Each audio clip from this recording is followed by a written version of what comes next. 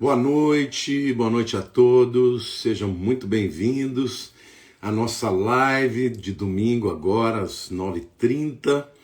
Hoje nós temos um convidado super ilustre, né? Vamos receber meu amigo Luciano Subirá. A gente vai conversar sobre graça transformadora. Vamos falar da graça do ponto de vista teológico, que isso tem a ver com salvação. Mas vamos falar também da graça do ponto de vista prático, a graça de Deus para podermos enfrentar as tentações, né, as dificuldades da vida. Vamos falar da graça para os momentos difíceis, não é? Momentos difíceis como, por exemplo, os nossos irmãos, os cristãos lá da Ucrânia estão enfrentando. E a gente vai falar com o expert, porque afinal de contas o Luciano, além de ser um estudioso da Bíblia, né, em todos os sentidos, ele está, olha ali a Paula lá da França, já vi a Lígia Miguel.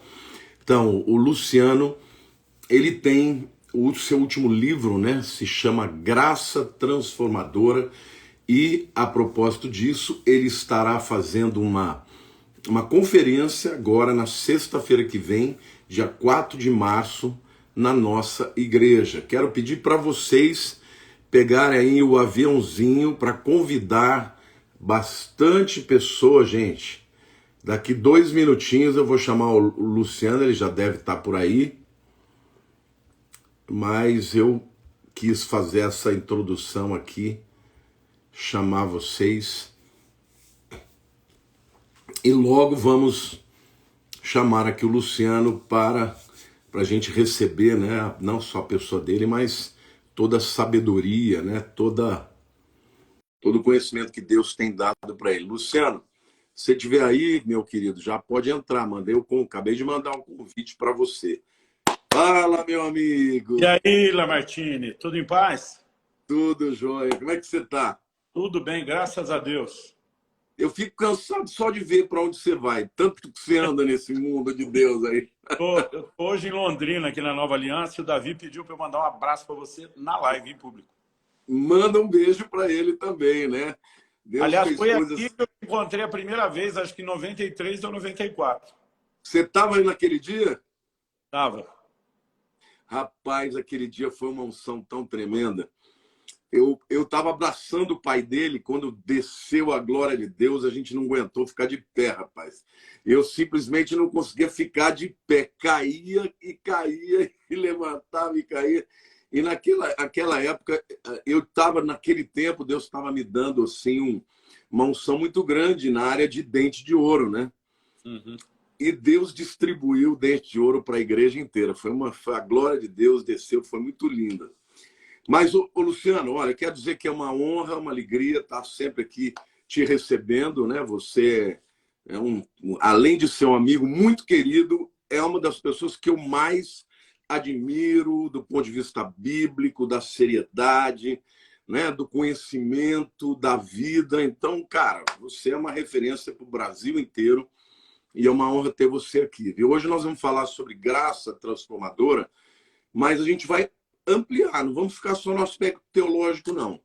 A gente vai falar sobre graça para enfrentar as lutas, as tentações e até mesmo falar sobre esse tempo de guerra que nós estamos vivendo, como é que um crente enfrenta uma situação dessa, porque a gente tem visto pelas mídias sociais o tanto de cristãos que estão lá orando a Deus, né, numa situação como essa.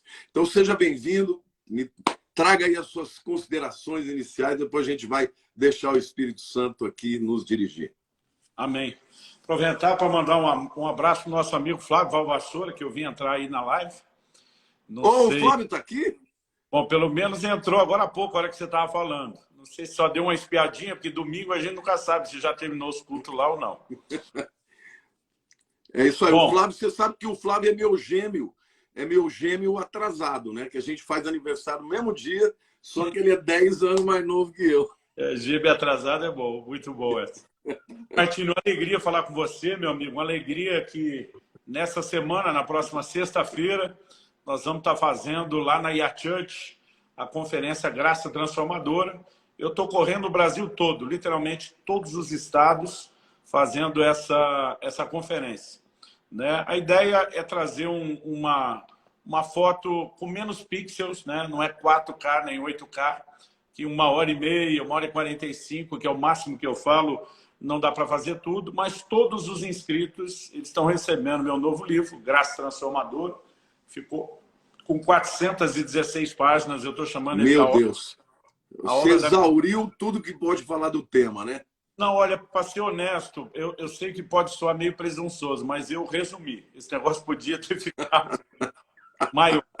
Eu creio que eu consegui abranger todo o tema, mas não da forma tão detalhada, porque senão a coisa... Não é que o assunto é complexo, eu digo que ele é abrangente, né? Porque a gente começa falando lá desde a criação, a queda do homem, o que era o plano e o propósito de Deus, toda a preparação do Evangelho, que é o Antigo Testamento, né? As pessoas às vezes não entendem essa preparação, a construção da revelação, né? Então Paulo diz que a gente foi encerrado debaixo da lei, mas que ela serviu de um tutor, de um aio para nos guiar a Cristo, né? Então a gente fala do período antes da lei, onde Deus pré-anunciou o Evangelho a Abraão. Aliás, falando em Abraão, ficou fantástico o seu livro, né? Muito obrigado.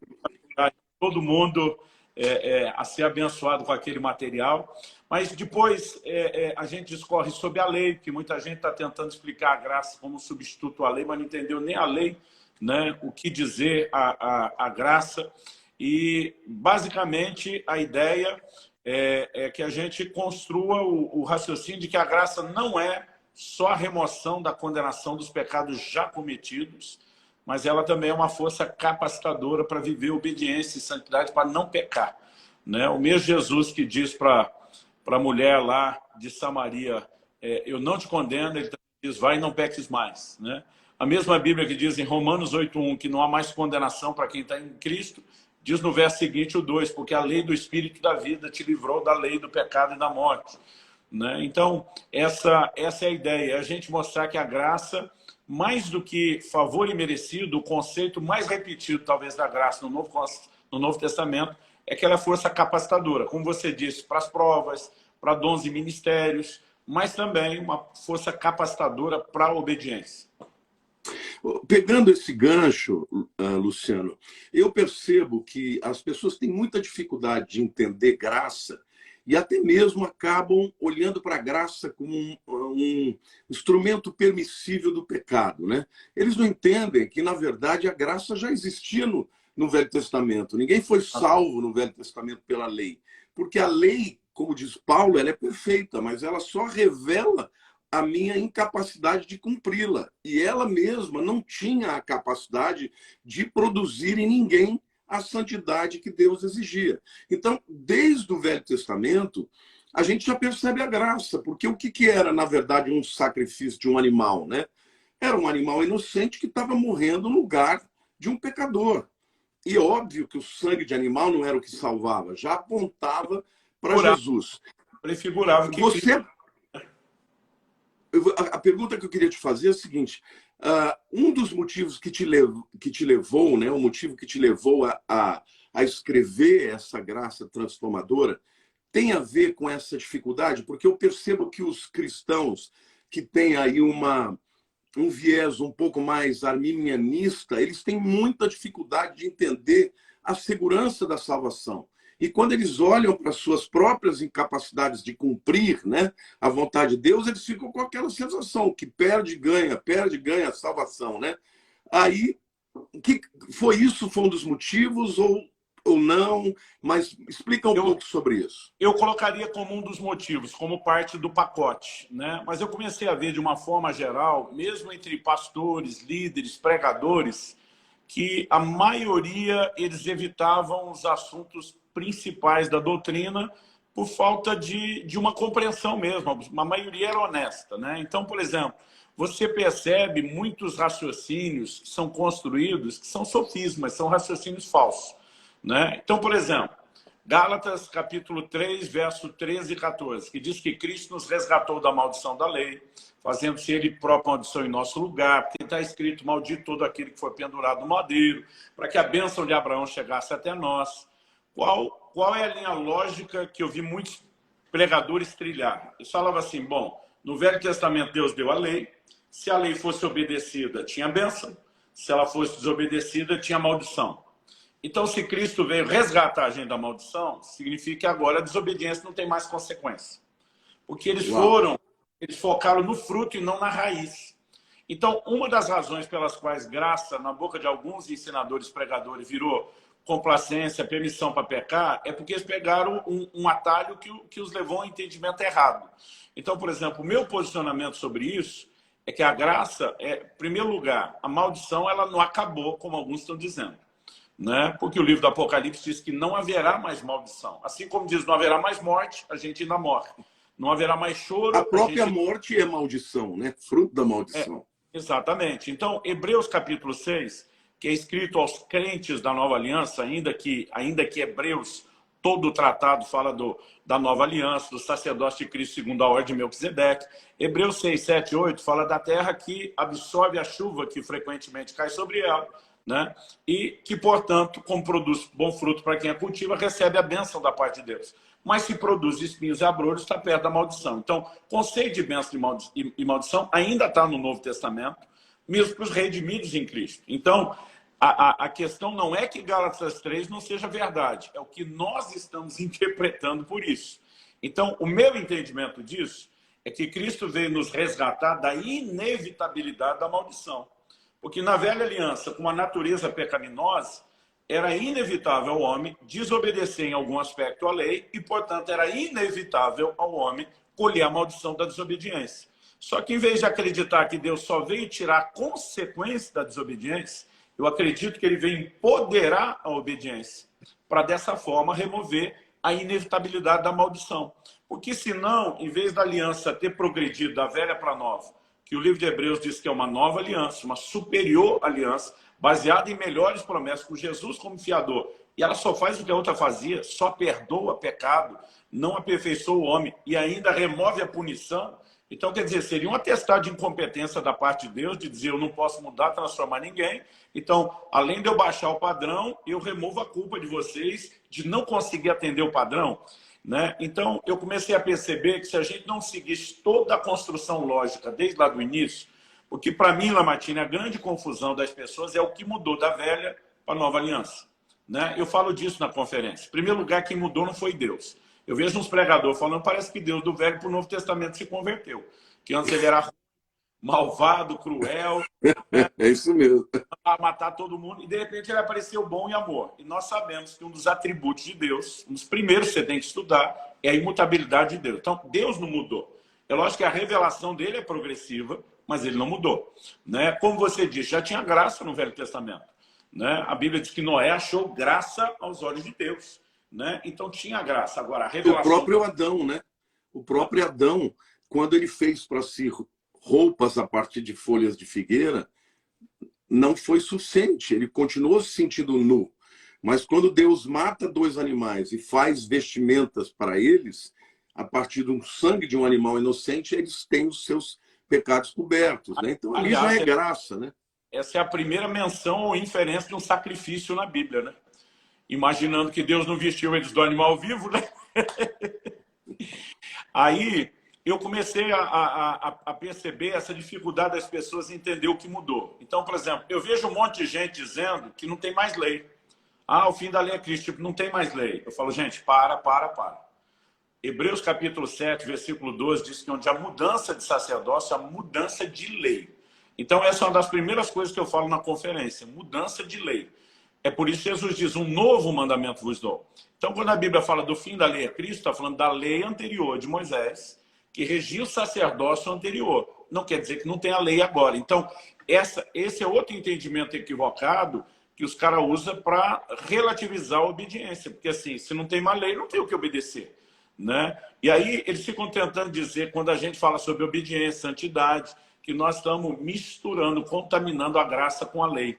Né? E fazer um parênteses disso aí, quem fala muito sobre isso é o Joseph Prince, né? Na sua visão da hipergraça, para ele, você tem que eliminar completamente. O Velho Testamento ele é somente vamos dizer assim, um memorial, né? Que aponta para Cristo, e hoje não existe mais lei nenhuma, né?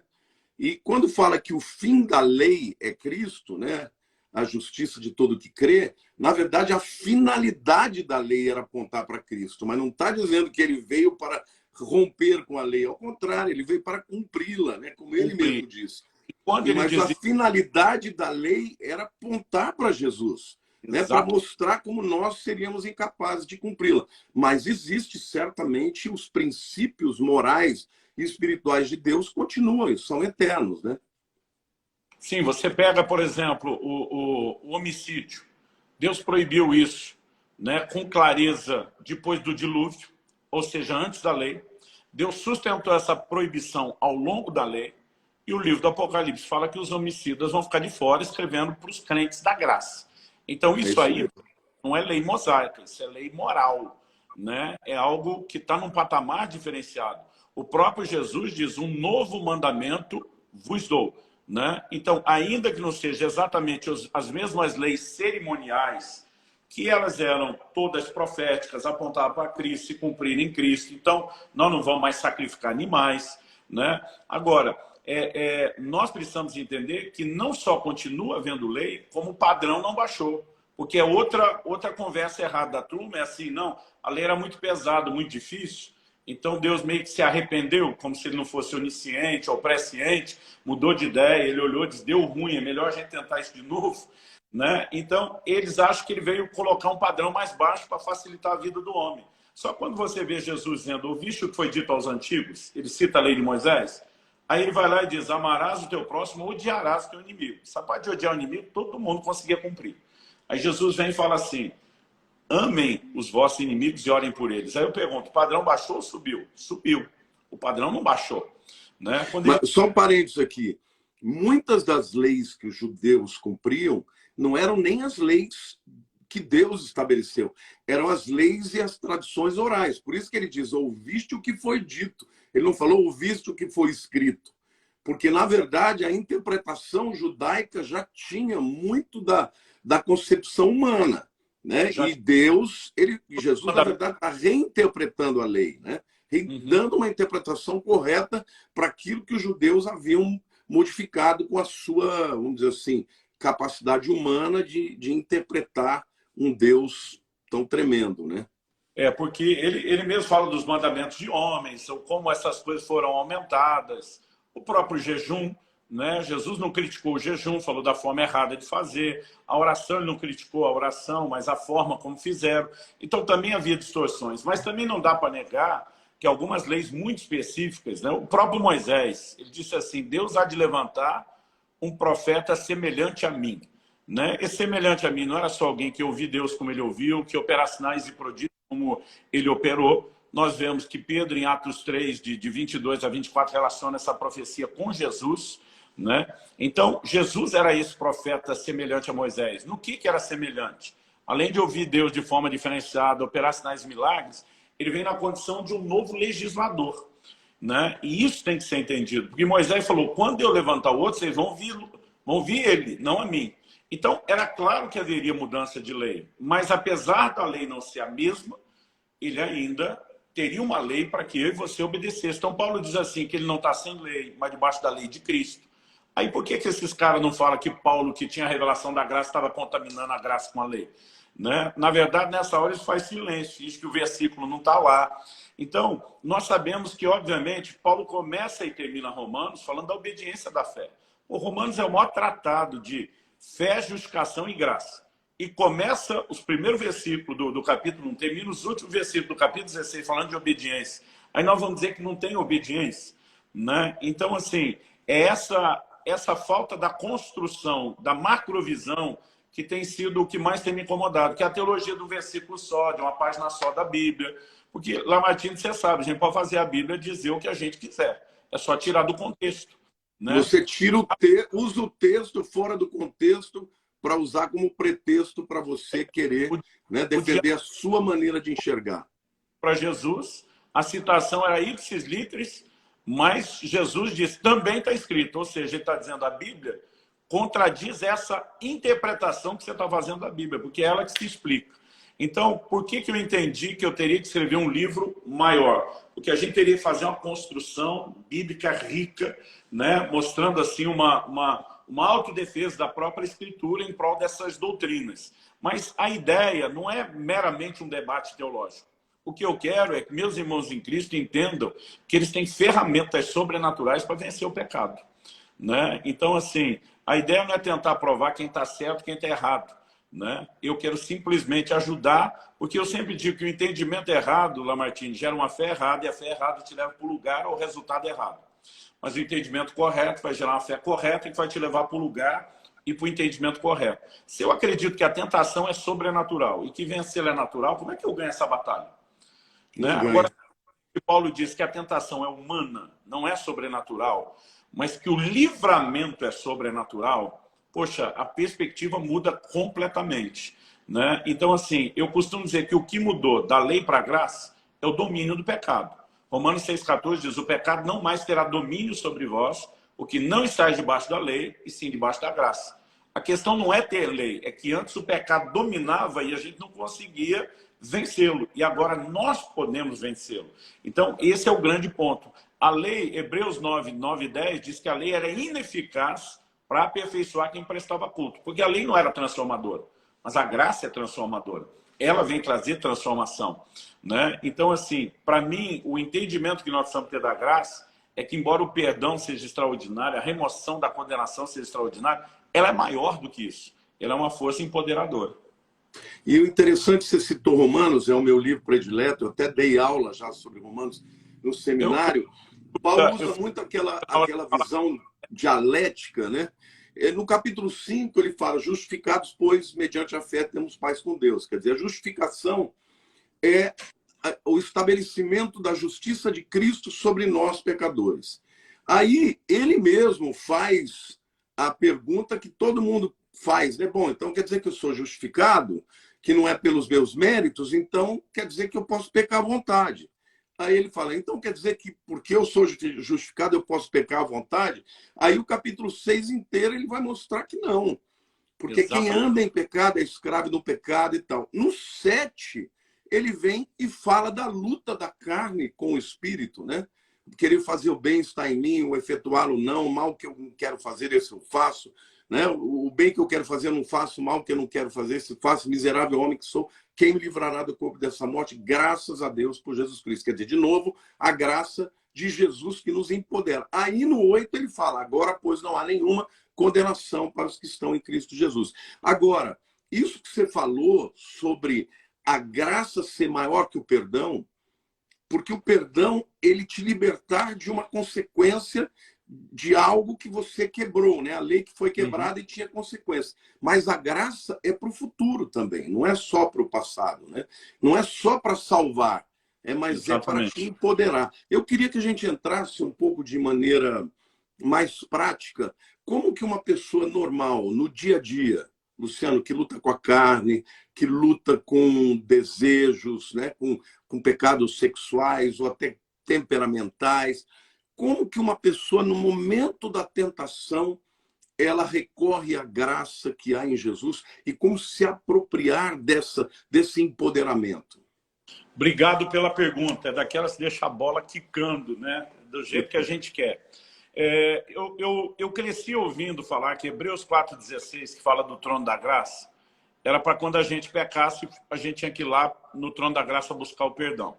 Quando você vai olhar o contexto de Hebreus 4,16, não é para quem pecou, é para quem está em tentação, né? Então, é muito importante. É lógico que para quem pecou tem graça para restaurar. 1 de João 9 diz que confessamos os nossos pecados, ele é fiel e justo para nos perdoar, nos purificar de toda injustiça. Mas Hebreus 4,16, que diz, acheguemos-nos, portanto, com confiança, junto ao trono da graça, a fim de recebermos, né, ajuda, misericórdia, socorro, depende da versão, graça, em tempo oportuno, ele tem um contexto. O verso 14 diz que nós temos Jesus como sumo sacerdote. O 15 diz qual é a natureza do sumo sacerdote. Não temos um sumo sacerdote que não possa se compadecer das nossas fraquezas, agora ele vai falar de tentação, né? Diz que ele foi tentado em todas as coisas, mas sem pecado, ou seja, ele sentiu na pele, literalmente, isso tudo, que é por isso que ele se compadece de nós. Mas Jesus não entende só de tentação, ele entende de vencer pecado. Então, a Bíblia diz que nós temos um sumo sacerdote, apresenta a natureza do sumo sacerdote, que compadece e quer nos ajudar. E aí, coloca ele sentado no trono da graça para nos ajudar em tempo oportuno. Se o contexto é tentação, o tempo oportuno é antes de pecar, não é depois. Claro, Né? claro. Mateus 26, 39, Jesus diz, vigiai e orai para que não entreis em tentação. Então, a gente tem que entender que pode abortar o processo da tentação. Mas aí, alguns falam assim, então, peraí, se tem graça para não pecar, e eu não estou conseguindo não pecar, então é porque a graça não está, né, funcionando para mim? Aí eu costumo dizer, é aí que nós temos que entender a nossa responsabilidade e a interação com a graça. Porque a Bíblia diz que nós temos que nos achegar ao trono. Na prática, as pessoas querem que o trono seja móvel e volante e corra atrás delas. Né? Então, estão esperando que o trono saia batendo de porta em porta na casa dos crentes todo dia. Né? Quer graça hoje para não pecar, hoje não, volta amanhã, mas elas não vão ao trono. E eu costumo, na conferência, eu falo isso. Né? Eu digo, olha, eu vou provar que vocês não vão até o trono.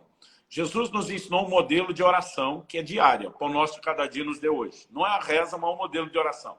Nessa oração, ele nos ensinou a dizer, não só o pão nosso cada dia nos deu hoje, mas não nos deixe cair em tentação, livra-nos do mal. A maioria dos crentes, eu vou dizer, Lamartine, faz pelo menos 2 décadas que eu entrevisto os crentes. A maioria, eu digo 90 e tantos %, não ora para não cair em tentação, o que dizer orar todo dia. Ou seja, a gente não está indo buscar esse recurso para abortar a tentação, para vencer. E porque não busca, não usa. Só que aí a gente não busca e não recebe, a gente cai. Aí a gente cria a teologia da experiência. Não, não dá para vencer, graça é aceitar mesmo o perdão de Deus. Então, o que eu digo? Existem meios para acessar a graça. Um deles é a fé. A Bíblia diz, Romanos 5,2, que pela fé nós temos acesso à graça. John Wesley chamava isso de os meios da graça. A vida de oração, a vida devocional, as disciplinas espirituais que marcaram a vida dos santos, homens e mulheres piedosos de Deus ao longo de 2000 anos de história da igreja. John Wesley chamava isso de meios da graça. O problema é que a molecada hoje em dia diz que isso é religiosidade, diz que isso é legalismo, né? Ou seja, o top hoje é ser carnal. Se você buscar Deus, você está errado. Se você não buscar, você está certo. Então, eu fico me perguntando como nós chegamos a essa inversão de valores. Então, por exemplo, o jejum. O jejum é um meio de acesso à graça. Ele ajuda você a mortificar a carne, ele ajuda você a acessar esses recursos espirituais, principalmente porque ele está associado à oração. Mas hoje em dia, quem jejua e quem não jejua está confundindo o jejum com mérito. E ele não tem nada a ver com mérito. Deus não deve nada para quem jejua. O jejum não muda a Deus, ele na verdade muda a gente. Né? Mas se a gente entender que ele é um recurso para acessar, né, a graça, aí a conversa muda. Né? Eu acabei de escrever, inclusive, Lamartine, um livro chamado A Cultura do Jejum. Né? Eu terminei meu 3º período agora de 40 dias de jejum e Deus me mandou estudar e escrever sobre isso como eu nunca tinha feito na minha vida. Porque assim, a confusão é tão grande que as pessoas, às vezes, de estarem usando essas ferramentas, elas estão sendo aconselhadas a fugir dela. E aí vai ficar cada vez mais difícil, porque o pessoal não entende o que é a graça, não entende como usufruir, não entende como apropriar, mas depois está esperando que ela, né, seja experimentada de forma prática. Então, nós vamos ter essa conferência para quem é da Grande São Paulo aí, na sexta-feira, dia 4 de março, na IA Church. Né? Eu queria até aproveitar, tomar liberdade de Lamartine para divulgar aqui outras, porque a gente está fazendo isso pelo Brasil todo. Né? Então, por exemplo, dia 7 de março, eu estou em Juazeiro do Norte, Ceará, dia 9 de março em Mossoró, Rio Grande do Norte. Dia 15, essa edição acontece, por exemplo, em Lages, Santa Catarina. Dia 21, Joinville, Santa Catarina. 22, Recife. A lista vai longe. Dia 24, vamos estar em Goiânia, né, fazendo esse evento. E nós temos lá mês a mês. Se a pessoa acessar graçatransformadora.com.br ou, né, orvalho.com/eventos, vai cair no mesmo link, ele vai ter lá o que pode acessar. Mas para quem é de São Paulo e região, eu queria convidar para estar conosco na IA Church. Precisa fazer uma inscrição, né? A gente precisa controlar a logística, a quantidade de gente, nós damos material. 90 e tantos % das nossas conferências têm esgotado as inscrições antes do dia, então peço para o pessoal não deixar para a última hora. Né? Até porque já estão terminando as inscrições. Ainda temos algumas vagas, mas não são muitas, viu, gente? Eu dei uma olhada agora na reta final, nós já estamos bem adiantados aí para esgotar. E eu queria só dizer o seguinte, nós cobramos R$ 35 de inscrição, mas eu dou R$ 90 em livros e mais um curso online grátis, além de tirar as despesas da conferência para não dar, né, despesa para as igrejas que estão nos recebendo, apesar de estarem já assumindo o ônus do custo do uso do prédio. Não, mas aqui publicamente você não vai ter que pagar nada para nós, não. Não, eu sei que não. Estou dizendo, a gente faz isso com o maior prazer. A igreja parceira está nos ajudando nisso, né? Mas a gente tem, por exemplo, eu tenho feito eventos no Norte e Nordeste, o frete dos livros é caro, as passagens são caras, mas nós mantivemos o mesmo preço, porque em São Paulo eu poderia fazer por menos, Lamartine. Eu podia fazer por 25 e pagar o custo dos livros todo. Só que a gente nivelou para poder manter o mesmo preço para o Brasil todo. Porque às vezes é injusto lá com a turma do Norte e Nordeste, que tudo chega mais caro, né? Então a gente tentou nivelar e está sendo uma benção. Agora, Luciano, gente, todo mundo, vamos terminando a nossa live aqui, ainda tem algum tempo, se inscreva, entendeu? Eu vou colocar o link aqui, salvar essa live, vai ficar salvo, vou colocar o link. No meu Instagram, lá no Story, já tem inclusive uma publicação minha com o link, onde você pode entrar e fazer a sua inscrição ali imediatamente. Mas, Luciano, nós estamos vivendo agora um momento que o mundo está estupefato, ninguém acreditava, mas a Rússia acabou invadindo a Ucrânia e nós estamos aí, para muita gente, na iminência de uma guerra. Essa é a pergunta que eu quero fazer para você, meu amigo. Não, depois eu posso falar um pouco da geopolítica, porque eu estou estudando muito sobre isso. Mas eu queria perguntar a você, Luciano, a questão de como que uma pessoa, um crente, nós temos recebido vídeos de muitos irmãos orando em praça pública, dobrando o joelho e orando a Deus para que Deus intervenha. Você crê que muitas vezes a graça, Deus tem graça para fazer um livramento sobrenatural, mas em alguns momentos a graça dele é um empoderamento para que a gente passe pela crise, pela tribulação e não perca a fé, não é mesmo? Exatamente. Porque muitos crentes passaram por tribulações e não perderam a fé. Como que os irmãos que estão lá podem vencer esse momento de crise através da graça? Bom, o apóstolo Paulo diz que ele orou pelo espinho na carne, independente, né, do que se interprete.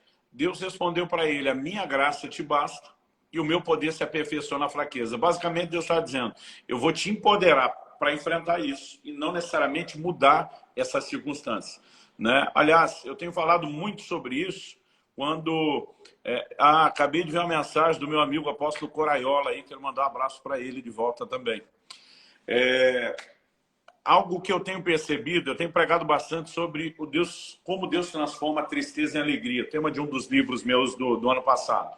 Eu digo que às vezes Deus muda as circunstâncias, e ao mudar aquilo que nos entristecia por algo que nos alegra, ele, na verdade, né, ao mudar a circunstância, ele também muda o sentimento. Mas há momentos, Lamartine, onde Deus vai mudar o nosso sentimento independente da circunstância, né? Então, nós não podemos ignorar um cântico de Abacuque. Ainda que a figueira não floresça, que o produto da oliveira minta, né? Que o rebanho seja exterminado da malhada, que nos currais não haja nada, e diz: todavia me alegrarei no Senhor. Eu acho que a mesma coisa nós podemos destacar em relação à graça de Deus. Então, há momentos que a graça nos livra da circunstância, e há momentos que ela nos fortalece para enfrentar a circunstância. E a outra vez ela nos livra na circunstância. Né? Na circunstância. Eu vi uma história essa semana. Meu filho tem um amigo que tem familiares lá na Ucrânia. E diz que a maior parte das mulheres da família parece que foram para a Itália visitar alguém que estava para ganhar um neném. Assim, 2 dias antes de começar a guerra. Né? E sem que soubesse, elas escaparam daquele contexto. Né? Agora, tem gente que não conseguiu e não teve nada disso e vai precisar de graça para enfrentar a situação lá. Então, eu concordo com você. Às vezes Deus nos livra da circunstância, às vezes Ele nos livra na circunstância, né? E a gente vê crentes que nem escaparam de circunstâncias, mas ficaram fiéis até o fim, sabendo que a recompensa da sua fé, ela é eterna, né? Então, assim, a gente tem que lembrar de Hebreus 10:35. Não perca a vossa confiança, porque ela tem uma grande recompensa, né? Então, assim, às vezes o crente, mas se Deus não mudar minha circunstância aqui, eu vou desistir dele. Meu amigo, e a eternidade? né? A nossa fé ela é para muito mais do que aqui. Então, nesse momento, eu tenho chorado pelos crentes, não só da Ucrânia, mas da Rússia. Cara, você imagina um crente alistado no exército, né, tendo que cumprir esse tipo de ordem, de execução. A gente não sabe quais vão ser esses desdobramentos, mas, de fato, a graça sempre funcionou em qualquer época, em qualquer lugar, e agora não vai ser diferente, né? Não importa o nível de situação ou de condição. Essa madrugada, Luciano, eu acordei 3 horas. Eu acordo todos os dias às 3 da manhã, né? E o interessante é que nunca por despertador nem nada. É uma coisa natural. Deus me levanta e esse horário eu começo meu dia. Eu vou orar, vou adorar a Deus, depois vou estudar a palavra. Mas essa madrugada eu senti um grande peso mesmo, uma luta espiritual pelo povo da Ucrânia, né? Eu senti o peso, senti aquele quebrantamento, vontade de chorar por eles, entendeu? E pedindo a misericórdia, a graça de Deus por aqueles irmãos que devem estar apavorados, né? Porque você está com um inimigo do tamanho da Rússia, né? Embora a Ucrânia seja o segundo maior país da Europa, né? Com 40 milhões de habitantes, mas uma grande extensão territorial, eles não têm como enfrentar uma Rússia, entendeu? Não, o E tal. poder bélico é muito diferenciado e essa conversa que agora está assustando todo mundo de falar, de mexer em material nuclear, né? Então, o Putin, na verdade, a questão dele é que a OTAN também não agiu como deveria, né? Porque a OTAN ela foi criada em 1949, depois da Segunda Guerra, como uma forma, um tratado, chama a Organização do Tratado do Atlântico Norte, de nações que tinham por objetivo se juntar para impedir o avanço imperialista da União Soviética.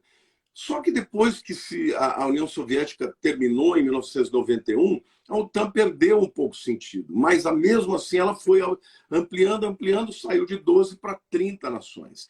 E, ultimamente, o que foi estopim para que o Putin tivesse esse viés de invasão é que eles convidaram a Ucrânia para fazer parte da OTAN. E isso é mais ou menos o seguinte, você deve se lembrar, né, pela história, que em 1962 a Rússia estava mandando mísseis atômicos para Cuba. E quase teve até um filme chamado 13 Dias, né? Quase houve uma guerra mundial. Por quê? Porque os Estados Unidos falaram, daqui você não passa, se você passar daqui nós vamos mandar fogo. E acabaram chegando a uma solução diplomática. Mas se a Ucrânia entra para a OTAN ia colocar também os armamentos atômicos lá na Ucrânia, muito próximos da Rússia. Então o Putin, ele usou argumentos há alguns meses atrás, ele falou, olha, vocês não vão colocar aqui a Ucrânia na OTAN com mísseis voltados para Moscou. Só que, o que aconteceu? Você vê aonde que existe esse viés, né, de tomar posse mesmo. A Ucrânia, ela assinou um acordo com a Rússia em que ela abria mão de todos os armamentos nucleares e devolvia para a Rússia, e a Rússia, em contrapartida, prometia não invadir. A Ucrânia devolveu o material atômico e a Rússia invadiu. Então, e agora, o Ocidente está praticamente manietado. Por quê? Porque a Alemanha depende 50% da energia dela do gás da Rússia. A França, 35%. A Itália, 35%. Ou seja, ele agiu estrategicamente de uma forma tão genial, porque ele esperou um momento pior econômico do mundo no final de uma pandemia. Está atacando no inverno. Você já imaginou ele cortar o gás? As pessoas vão morrer de frio na Europa, porque elas não têm como enfrentar um inverno sem a energia. E detalhe, a Angela Merkel... E não tem fonte alternativa suficiente. A Angela Merkel tinha as usinas atômicas, mas ela desativou tudo. Por quê? Depois do que aconteceu lá em Fukushima, ele acabou com toda a energia nuclear. Ficaram absolutamente à mercê da Rússia, que está com 600 bilhões de dólares de reserva, que tem hoje o backup, né, tem o apoio da China, que é uma superpotência, né, que hoje já está com um PIB de 16 trilhões de dólares, e os Estados Unidos tem 23, mas ela já é a segunda nação do mundo. Então você vê que existe uma tentativa agora, inclusive os estudiosos da geopolítica estão dizendo que começou uma nova ordem mundial. Isso significa que a maneira como o mundo vivia antes não é mais, porque esses camaradas do outro lado do mundo... Você viu o anúncio da Alemanha de que vai voltar a fazer investimento em defesa?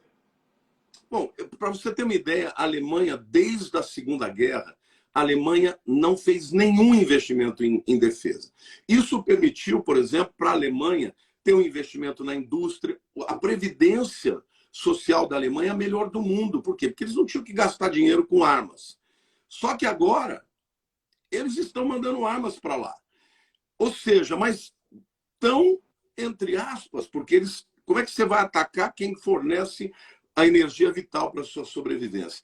Então, dentro dessa questão de graça, eu queria dizer para todos vocês, porque muita gente tem me perguntado, por que Deus permite isso? Luciano, como que você enxerga a soberania de Deus? Porque Deus é soberano, nada na história acontece sem que ele permita.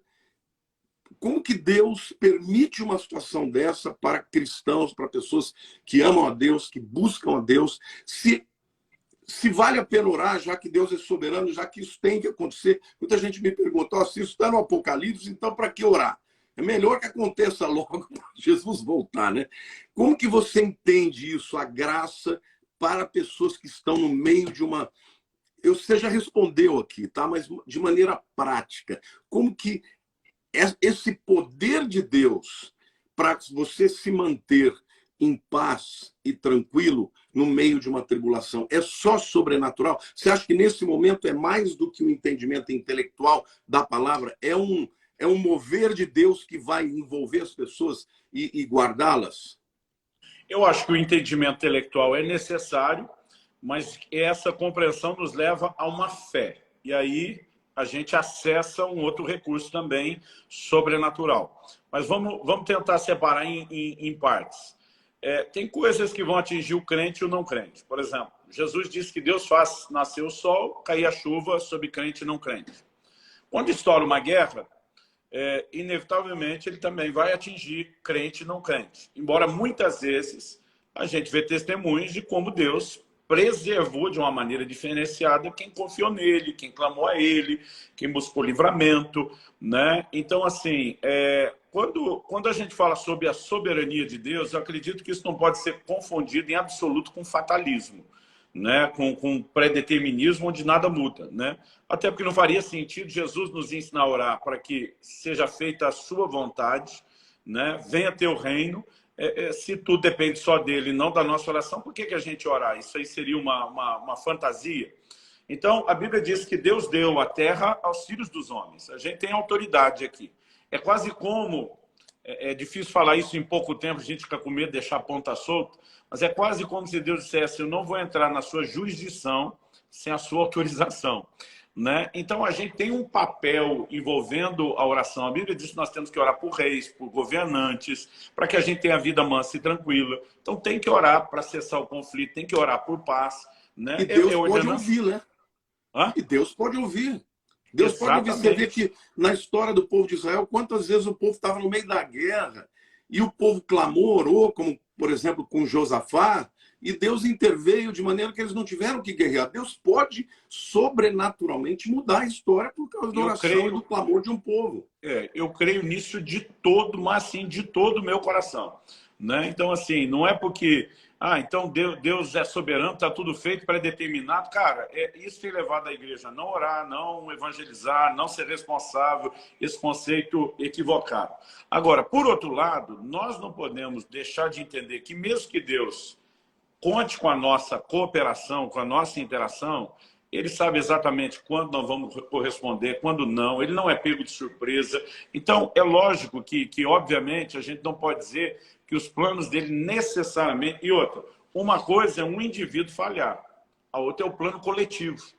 Então, Mardoqueu diz para Esther, se você se calar agora, Deus vai levantar socorro e livramento de outra parte. Então, ele está dizendo, você vai perder, filha, mas o plano coletivo de Deus não vai ser comprometido. Então, aqui a gente poderia pegar muitos desdobramentos, mas, particularmente, eu creio que, como igreja na Terra, nós temos que orar para que esse conflito, né, cesse, para que ele não progride, para que ele seja abortado. E não é só pelos ucranianos.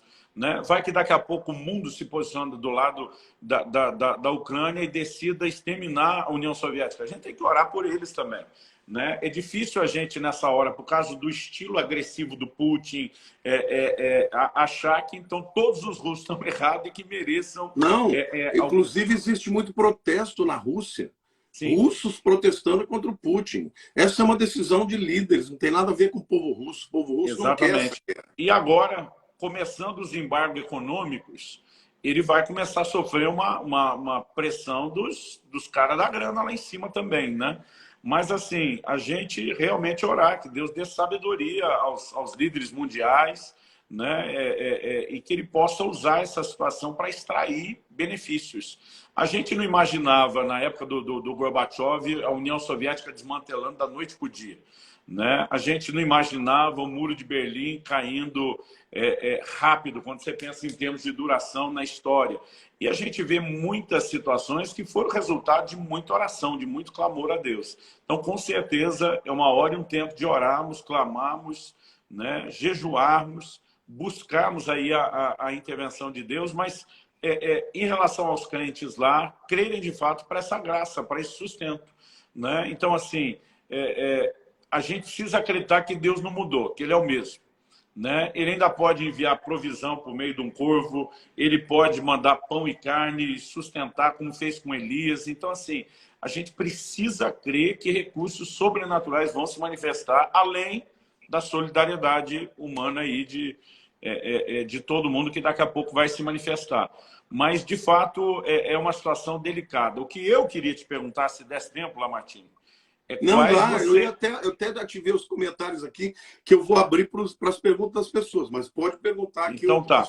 Quais os desdobramentos possíveis que você está enxergando nesse cenário? Eu sei que é difícil prever, tem situações que às vezes elas têm cara de ser óbvias e tem desdobramentos que são imprevisíveis, né? Mas, por exemplo, poxa, a gente imaginava que depois das lições de Primeira e Segunda Guerra Mundial, a gente não ia ter uma coisa nessa proporção. Uma coisa é quando você fala de um conflito vizinho ali. Essa situação está um barril de pólvora.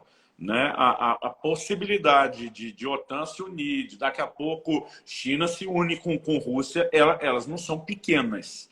Né? Então, o que você... eu falei, inclusive eu já fiz algumas lives a respeito disso. Assim, do ponto de vista humano, eu não acredito que os americanos vão entrar com o exército mesmo. Porque se eles entrarem, se eles puserem o exército lá e matarem algum russo, aí vira a Terceira Guerra Mundial. Vira, e eles não têm condição de comprar toda a briga do mundo, né? Nem condição não, eles financeira, estão fazendo, psicológica. Eles estão agindo de maneira a, vamos dizer assim, fechar a torneira. Né? Eles acabaram de determinar algumas sanções econômicas importantes e eles tiraram a Rússia do SWIFT. O SWIFT é o meio através do qual... Transferência internacional, né? Movimentação bancária no mundo. Então, por exemplo, hoje a Rússia está sem poder negociar com dólar, com a Libra, porque a Inglaterra entrou também, com o euro e com o iene do Japão. Hoje eles têm 600 bilhões de dólares de reserva. Mas a Rússia, ela se preparou para isso. Não foi uma coisa, vou fazer isso. Não. Ela vai migrando gradativamente 30% das reservas. Os caras estão se preparando para voltar a ser imperialista.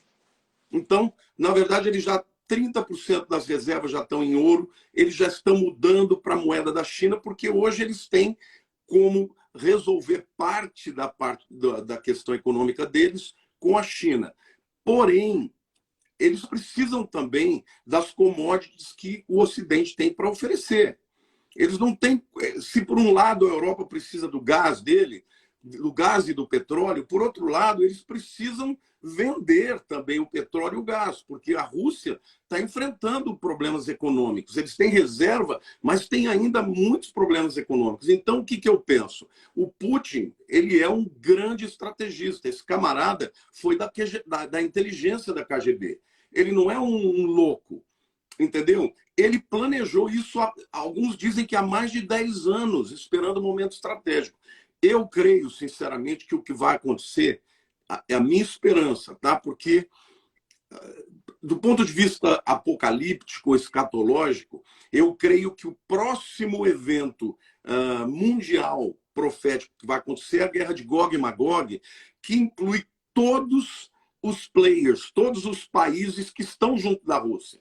Estamos falando de Rússia, Irã, de China, de Turquia, de Síria, né, de Etiópia, de Líbia, todos esses países que juntos estão apoiando a Rússia são países da guerra de Gog e Magog. Mas eu, sinceramente, eu espero muito que essa questão termine com um recuo de ambas as partes, mas a Rússia vai sair com a vitória pelo fato de que a Ucrânia vai assinar o compromisso de nunca entrar na OTAN.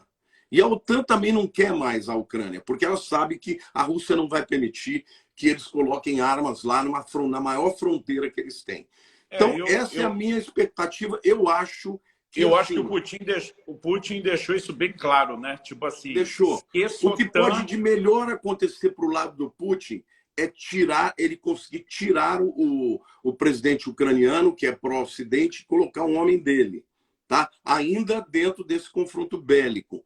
Mas, numa solução, vamos dizer assim, intermediária, eles podem tirar o presidente ucraniano, botar alguém que seja nem para um lado nem para o outro, mas assinar alguns tratados de não entrar na OTAN, respeitar ali a região de influência da Rússia, porque se você olhar do ponto de vista deles, ele também tem a sua razão. Porque a OTAN foi crescendo, foi crescendo, foi crescendo. A diferença é a seguinte: o que o Ocidente quer? Quando o Ocidente começa a invadir os territórios, ele não está invadindo para dominar, ele está invadindo para ganhar dinheiro, para fazer negócio, para aumentar a influência econômica. Agora, esses camaradas que têm um viés e uma história, né, de totalitarismo, eles querem dominar pela força. Então, o Ocidente não quer permitir, mas, ao mesmo tempo, eles estão de joelhos, porque hoje o Ocidente precisa muito mais da Rússia do que a Rússia do Ocidente. Estou falando de Alemanha, estou falando de França, e o próprio Estados Unidos. Olha que coisa maluca. O Biden, quando ele entrou, sabe o que ele fez? Ele começou a desativar as pipelines, os tubos e a produção de petróleo americana. Você sabia que hoje os Estados Unidos importam 30% de toda a gasolina e do petróleo que eles importam da Rússia. Olha que coisa! Eles têm petróleo para dar com pau no Alasca, e o Biden, para poder ser um presidente que cumpre a agenda verde, ele simplesmente parou de produzir. Então, os americanos que podiam estar ajudando os aliados da OTAN lá na Europa, porque eles têm petróleo para isso tudo, eles não só pararam de produzir para si mesmos e também não pode ajudar os outros. Então, o que ele fez com isso? Está enriquecendo a Rússia, porque a Rússia está exportando petróleo. A Rússia é o terceiro maior produtor, mas é o segundo maior exportador de petróleo do mundo. É o principal exportador de gás. Ou seja, o que eu espero, sinceramente, é que o Putin perceba que o calo é mais embaixo, porque a Ucrânia está resistindo bravamente. Eles acreditavam que em 2 dias eles iam acabar com a Ucrânia, mas o povo ucraniano está bravamente respondendo e não estão cedendo. Então, eu espero que ele perceba que ele vai começar a ter problemas econômicos e problemas políticos, porque o povo russo está fazendo protesto lá. E aí ele saia daí com uma solução intermediária, com a garantia de que a Ucrânia não entre para a OTAN, e aí termina isso aí com uma paz e as coisas continuem como são. Agora, se os americanos entrarem, a OTAN, se entrar, já é muito problemático, mas se os americanos entrarem, eu não acredito que o Biden vai fazer isso, porque ele é fraco. Mas se eles entrarem, aí dá guerra. E é guerra mundial. Aí o cenário, porque os aliados da Rússia também vão tratar isso de outra forma, né? Bom, como você disse, o cenário lá de Gog e Magog encaixa, mas a gente espera que não seja o tempo. É isso aí. Eu tenho orado para que não seja. Vamos fazer umas perguntas aqui, gente. Eu quero que você tenha a oportunidade de fazer uma pergunta aí para o Luciano Subirá ou para mim. Vamos lá, deixa eu ver aqui. Vamos focar na graça aí, viu, gente? Porque quando fala dessa questão aí, a turma fica tudo oriçada, né? Porque, Eu já aliás, eu vi quero dizer que terça-feira, à noite, às 19 horas, eu vou fazer uma live onde eu vou contar para vocês quem é o Putin. E eu vou mostrar para vocês toda a estratégia dele, por que ele atacou agora, qual o objetivo dele, e vai ser uma live sensacional. Mas terça-feira, às 19 horas, no meu canal do YouTube. Vamos lá, perguntando aqui para o Luciano Subirá a respeito da graça, lembrando que sexta-feira, dia 4, ele estará lá na nossa igreja, a Church, para falar sobre graça transformadora. Vamos lá, as perguntas aqui das pessoas. A turma está tudo... o assunto aí, quando mexe Gog, Magog, escatologia. Não, a turma está tudo falando. Se tiver alguma dessas perguntas aí que você ainda queira responder... Não, eu estou aqui procurando, porque o pessoal está falando, está seguindo, começou a te seguir, mas o povo não está falando, não. Vamos lá, gente. Fazer pergunta para o Luciano Subirá, que essa é uma oportunidade enorme aqui. Tem alguma que você tenha visto aí? Deixa eu ver se eu consigo recuperá-la aqui.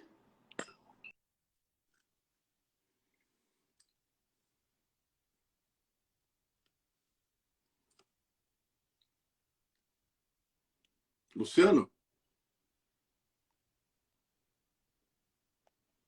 Deu uma parada aqui. Será que é a minha?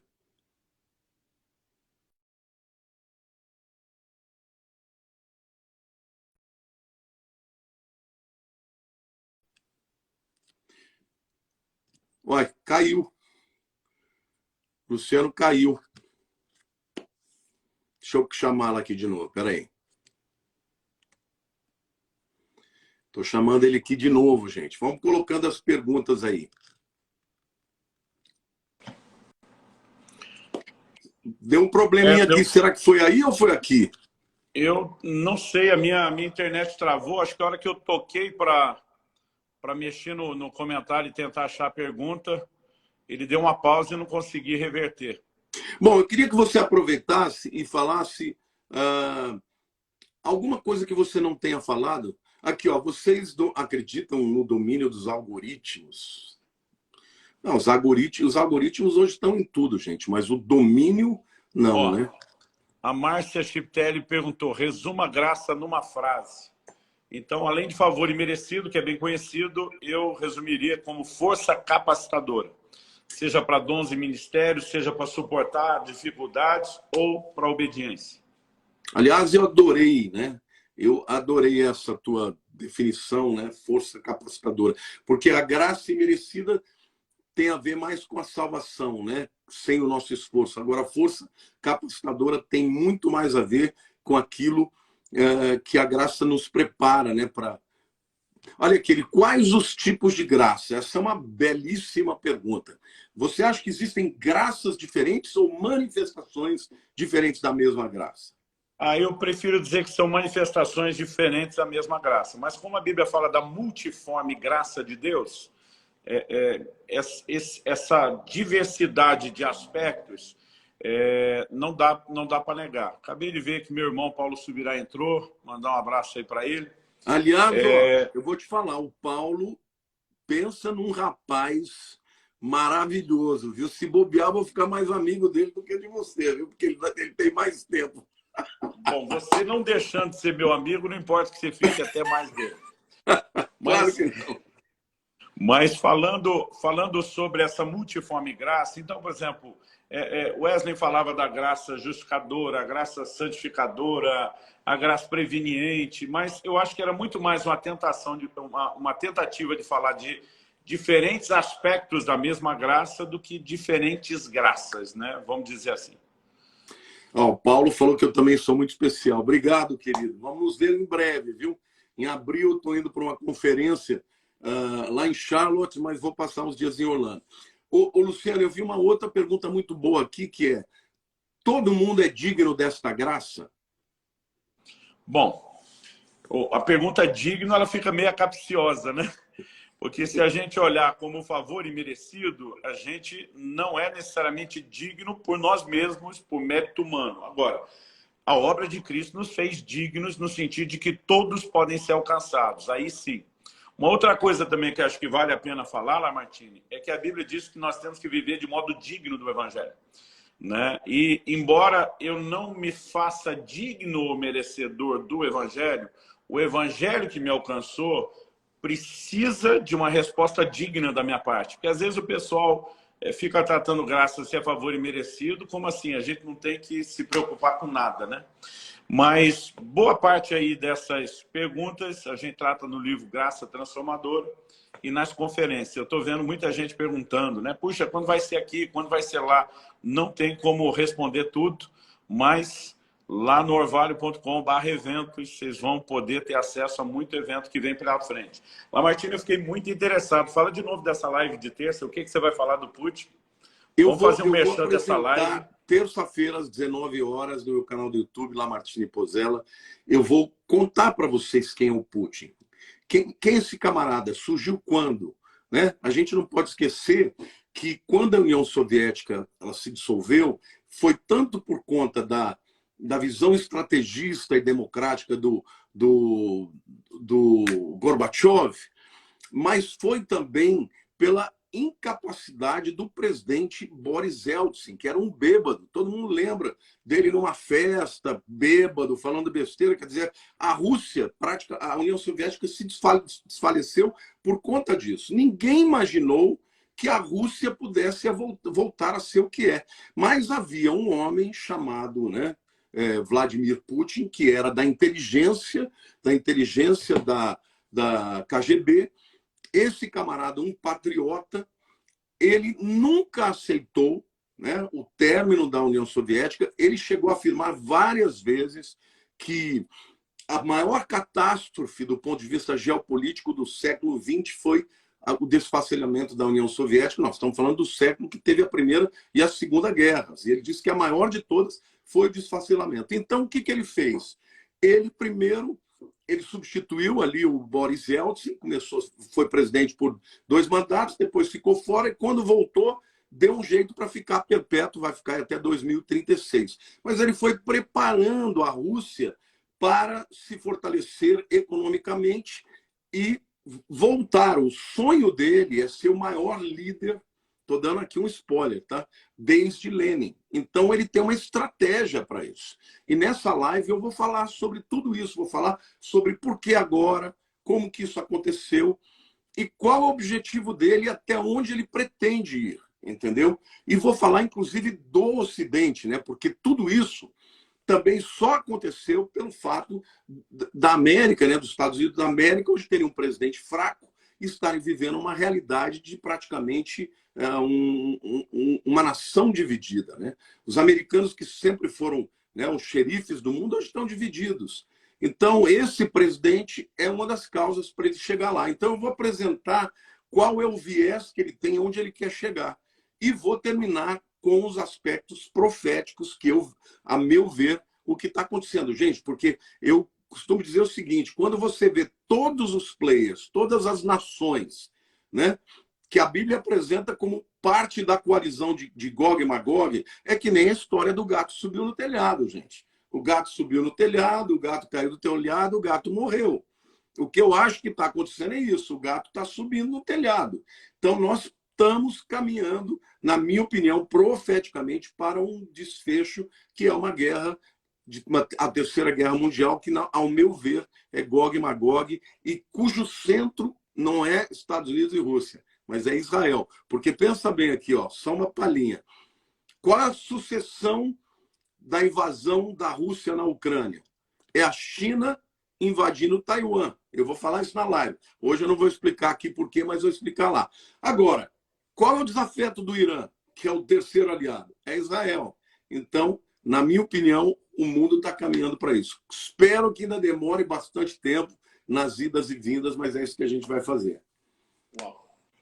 Luciano, o povo dá tá a sua palavra se essa final live aí. vai ficar... O povo está perguntando se essa live vai ficar salva. Eu já vou te perguntar se é de terça vai ficar salva. Sim, vai ficar salva essa. E a de terça, tão logo termine, fica no meu canal do YouTube. Se você não puder assistir às 19 horas, você pode assistir depois.